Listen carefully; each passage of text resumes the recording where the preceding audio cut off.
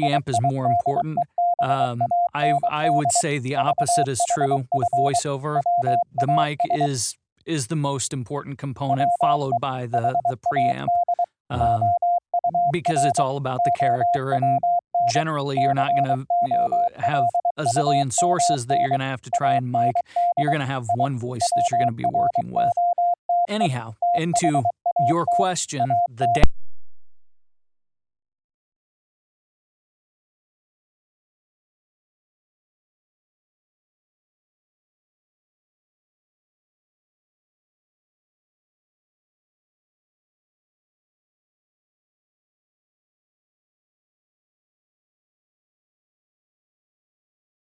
that Neve sound, but most of them are much more subtle than that. Yeah. And some preamps have a lot of color, a lot of character to them. Some are ultra transparent, and there's a whole wide range in between. And it's a matter of largely just finding what you like. Even the cheapest preamps now are pretty good. If you go in and buy a $100 interface, a $100 Steinberg interface, the preamps in that are not bad.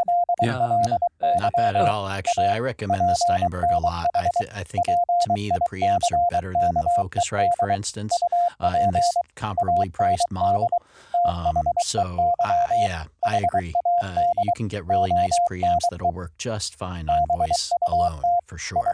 It used to be back a couple decades ago, maybe the 90s or so, there was a wide difference between professional grade preamps and low-end kind of plug-and-play preamps. And Mackie sort of changed the game on that because they were able to come up with a really solid-sounding preamp for a fraction of the cost of higher-end boutique preamps, and everyone has followed suit since then, and that technology has only gotten better and cheaper.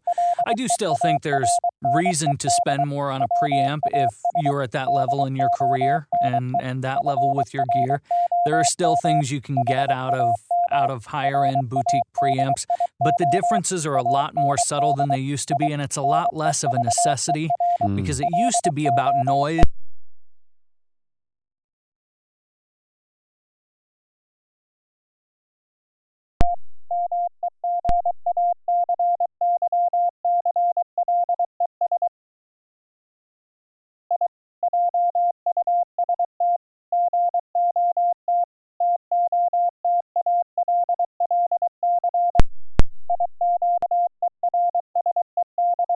Gain from your preamp without having to turn that all the way up, because as Emmett said, the preamp is designed to boost that extremely low signal coming from the mic.